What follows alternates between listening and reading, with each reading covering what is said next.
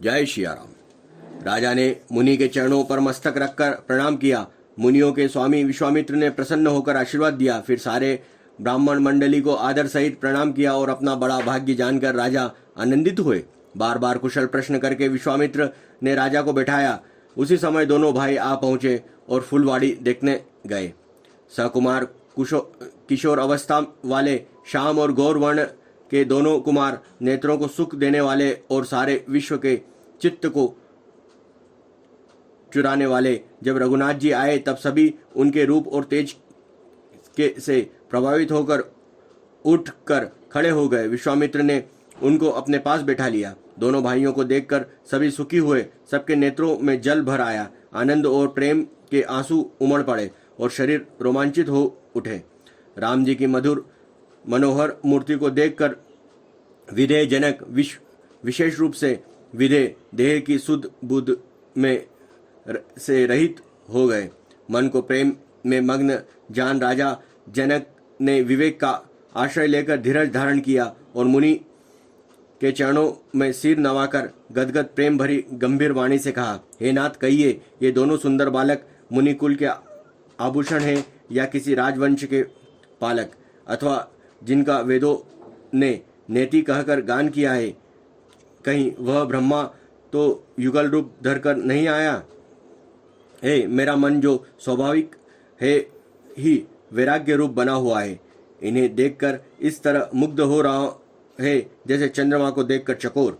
हे प्रभु, इसलिए मैं आपसे सत्य निश्चल भाव से पूछता हूँ, हे नाथ, बताइए, छिपाव न कीजिए। इनको देखते ही अत्यंत प्रेम के वश होकर मेरे मन में जबरदस्त ब्रह्मा सुख को त्याग दिया है। मुनि ने हंसकर कहा, हे राजन, आपने ठीक यथार्थ ही कहा। आपका वचन मिथ्या नहीं हो सकता। जगत में जहाँ तक जिनके भी प्राणी हैं, ये सभी को प्रिय हैं। मुनि की रहस्य भई वाणी सुनकर श्री राम जी मन ही मन मुस्कुराते हैं, हंसकर मानो संकेत करते हैं कि रहस्य खोलिए नहीं। तब मुनि ने कहा, ये रघुकुल मणि महाराज दशरथ के पुत्र हैं। मेरे हित के लिए राजा ने इन्हें मेरे साथ भेजा है। ये राम और लक्ष्मण दोनों श्रेष्ठ भाई रूप शील और बल के धाम है। सारा जगत इस बात का साक्षी है कि इन्होंने युद्ध में असुरों को जीतकर मेरे यज्ञ की रक्षा की है। राजा ने कहा, हे मुनि, आपके चरणों के दर्शन कर मैं अपना पूर्ण प्रभाव कह नहीं सकता। ये सुंदर श्याम और गौरवर्ण के दोनों भाई आनंद को भी आनंद देने वाले हैं। इनकी आपस की प्रीति बड़ी पवित्र और सुहावनी है। वह मन को बहुत भाती है, पर वाणी से कहीं नहीं जा सकती। विधेय जनक जी आनंदित होकर कहते हैं, हे नाथ, सुनिए, ब्रह्मा और जीव की तरह इनमें स्वाभाविक प्रेम है। राजा बार बार प्रभु को देखता है। दृष्टि वहां से हटना ही नहीं चाहती। प्रेम से शरीर पुलकित हो रहा है। हृदय में बड़ा उत्साह है। फिर मुनि की प्रशंसा करके और उनके चरण में सिर नवाकर राजा उन्हें नगर में लिवा चले। एक सुंदर महल को सब समय सभी ऋषियों ने सुखदायक था। वहां राजा ने उन्हें ले जाकर ठहराया। तदवंत सब प्रकार की से पूजा और सेवा करके राजा विदा मांगकर अपने घर गए। रघुकुल के शिरोमणि प्रभु श्री रामचंद्र जी ऋषियों के साथ भोजन और विश्राम करके भाई लक्ष्मण समेत बैठे। उस समय पहर भर दिन रह गया था। लक्ष्मण जी के हृदय में विशेष लालसा है कि जाकर जनकपुर देख आवे, परंतु प्रभु श्री रामचंद्र जी का डर है और फिर मुनि से भी सकुचाते हैं, इसलिए प्रकट में कुछ नहीं कहते, मन ही मन मुस्कुरा रहे हैं। अंतर्यामी श्री रामचंद्र जी छोटे भाई के मन की दशा जान ली। तब उनके हृदय में भक्त वत्सला उमड़ आई। वे गुरु की आज्ञा पाकर बहुत ही विनय के साथ सकुचाते हुए मुस्कुराकर बोले, हे नाथ, लक्ष्मण नगर देखना चाहते हैं, किंतु प्रभु आपके डर और संकोच के कारण स्पष्ट नहीं कहते। यदि आपकी आज्ञा पाऊं तो मैं इनको नगर दिखलाकर तुरंत ही वापस ले आऊं। यह सुनकर मुनीश्वर विश्वामित्र ने प्रेम सहित वचन कहे, हे राम, तुम नीति की रक्षा कैसे न करोगे? हे तात, तुम धर्म की मर्यादा का पालन करने वाले और प्रेम के वंशीभूत होकर सेवकों को सुख देने वाले हो। सुख के निदान दोनों भाई जाकर नगर देख आओ। अपने सुंदर मुख दिखलाकर सब नगरवासियों के नेत्रों को सफल करो। सब लोग लोगों के नेत्रों को सुख देने वाले दोनों भाई मुनि के चरण कमलों की वंदना करके चले। बालकों के झुंड इनके सौंदर्य को अत्यंत शोभा देखकर साथ लग गए। उनके नेत्र और मन इनकी माधुरी पर लुभा गए। दोनों भाइयों के पीले रंग के वस्त्र, कमल के पीले दुपट्टे के तरकस बंधे हैं। हाथों में सुंदर धनुष बाण सुशोभित हैं। श्याम और गौरवर्ण हैं। शरीर के अनुकूल अर्थात जिस रंग का चंदन अधिक फबे उस पर उसी रंग के सुंदर चंदन की खोर लगी है। सांवले और गोरे रंग की मनोहर जोड़ी है। सिंह के समान पुष्ट गर्दन, गले का पिछला भाग है, विशाल भुजाएं हैं। चौड़ी छाती पर अत्यंत सुंदर गज मुक्ता की माला है। सुंदर लाल कमल के समान नेत्र हैं। तीनों तापों से छुड़ाने वाले चंद्रमा के समान मुख हैं। कानों में सोने के कर्ण फूल अत्यंत शोभा दे रहे हैं और देखते ही देखने वाले चित्त को मानव चुरा लेते हैं। उनकी चितवन दृष्टि बड़ी मनोहर है और भुएं तिरछी और सुंदर हैं। माथे पर तिलक की रेखाएं ऐसी सुंदर है मानो मूर्ति मणि शोभा पर मुहर लगा दी गई है। सिर पर सुंदर चकोनी टोपियां दिए हैं और कानों काले और घुंघराले बाल हैं। दोनों भाई नख से लेकर शिखा तक, एड़ी से चोटी तक सुंदर हैं और सारी शोभा जहाँ जैसी चाहिए वैसी ही है। जब पूर्ववासियों ने यह समाचार पाया तो दोनों राजकुमार नगर देखने के लिए आए हैं। तब वे सब घर बार और सब कामकाज छोड़कर ऐसे दौड़ मानो दरिद्री धन का खजाना लुटाने दौड़े हो। स्वाभाविक ही से सुंदर दोनों भाइयों को देखकर वे लोग नेत्रों का फल पाकर सुखी हो गए। युवती स्त्रियां घर के झरोखे में लगी हुई प्रेम सहित श्री रामचंद्र जी रूप को देख रही थी। वे आपस में बड़े प्रेम से बात कर रही थी। हे सखी, इन्होंने करोड़ों कामदेवों की छवि को जीत लिया है। देवता, मनुष्य, असुर, नाग और मुनियों में ऐसा शोभा तो कहीं सुनने को भी नहीं आती। भगवान विष्णु के चार भुजाएं हैं। ब्रह्मा के 4 मुख हैं। शिवजी का विकट भयानक वेश है और उनके 5 मुंह हैं।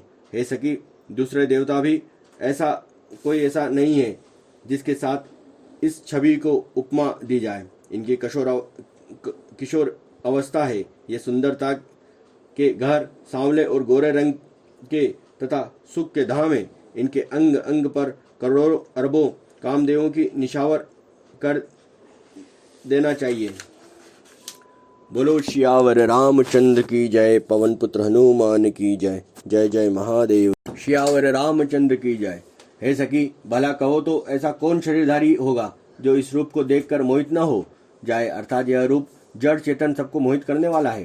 तब कोई दूसरी सखी प्रेम सहित कोमल वाणी से बोली, हे सयानी, मैंने तो सुना है उसे सुनो। ये दोनों राजकुमार महाराज दशरथ जी के पुत्र हैं। बाल राजहंस सा सुंदर जोड़ा है। ये मुनि विश्वामित्र के यज्ञ की रक्षा करने वाले हैं। इन्होंने युद्ध के मैदान में राक्षसों को मारा है। जिनका श्याम शरीर और सुंदर कमल जैसे नेत्र हैं, जो मारीची और सुबाहु के मद को चूर करने वाले और सुख की खान है, और जो हाथ में धनुष बाण लिए हुए हैं, वे कौशल्या जी के पुत्र हैं। इनका नाम राम है। जिनका रंग गोरा और किशोर अवस्था है, और जो सुंदर वेश बनाए हाथ में धनुष बाण लिए श्री रामचंद्र जी के पीछे पीछे चल रहे हैं, वे उनके छोटे भाई हैं। उनका नाम लक्ष्मण है। सखी सुनो, उनकी माता सुमित्रा है। दोनों भाई ब्राह्मण विश्वामित्र का काम करके और रास्ते में मुनि गौतम की स्त्री अहिल्या का उद्धार करके यहाँ धनुष यज्ञ देखने आए हैं। यह सुनकर सब स्त्रियां प्रसन्न हुई। श्री रामचंद्र जी की छवि देखकर कोई एक दूसरी सखी कहने लगी, यह वर जानकी के योग्य है। हे सखी, यदि कहीं राजा इन्हें देख ले तो प्रतिज्ञा छोड़कर हठपूर्वक इन्हीं से विवाह कर देगा। किसी ने कहा है, राजा ने इन्हें पहचान लिया है और मुनि के सहित इनका आदर पूर्वक सम्मान किया है, परंतु हे सखी, राजा अपना प्रण नहीं छोड़ता। वह होनहार के वंशी भूत होकर हठपूर्वक अविवेक का ही आश्रय लिया हुए हैं। प्रण पर अड़े रहने की मूर्खता नहीं छोड़ता। कोई कहती है, यदि विधाता भले है और सुना जाता है कि वे सबको उचित फल देते हैं, तो जानकी को यही वर मिलेगा। हे सखी, इनमें संदेह नहीं। जो देव योग में ऐसा संयोग बन जाए तो हम सब लोग कृतार्थ हो जाएं। हे सखी, मेरे तो इसी से इतने अधिक आतुरता हो रही है कि इसी नाते कभी ये यहाँ आवेंगे, नहीं तो विवाह न हुआ तो। हे सखी सुनो, हमको इनके दर्शन दुर्लभ है। यह संयोग तभी हो सकता है जब हमारे पूर्वजनों के बहुत पुण्य हो। दूसरे ने कहा, हे सखी, तुमने बहुत अच्छा कहा, इस विवाह से सभी का परम हित है।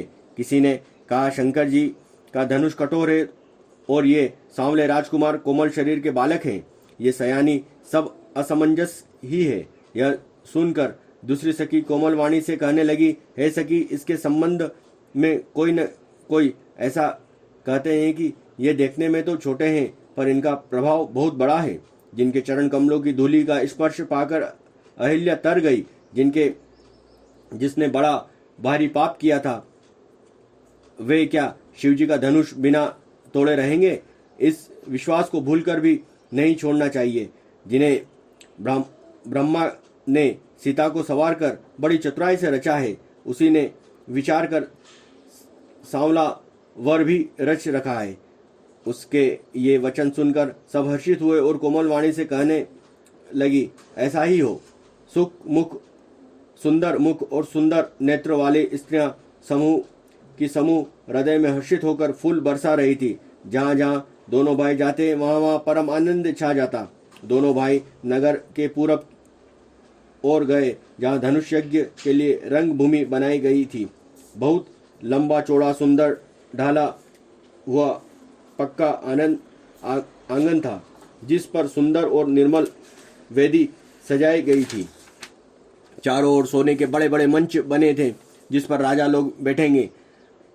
उनके पीछे समीप ही चारों ओर दूसरे मचानों का मंडलाकार घेरा सुशोभित था। वह कुछ ऊंचा था और सब प्रकार से सुंदर था। जहाँ जाकर नगर के लोग बैठेंगे, उन्हीं के पास विशाल एवं सुंदर सफेद मकान अनेक रंगों के बनाए गए थे, जहाँ अपने अपने कुल के अनुसार सब स्त्रियां यथा योग्य जिसको जहाँ बैठना उचित है बैठकर देखेगी। नगर के बालक कोमल वचन कह कहकर आनंद पूर्वक प्रभु श्री रामचंद्र जी को यज्ञशाला की रचना दिखला रहे हैं।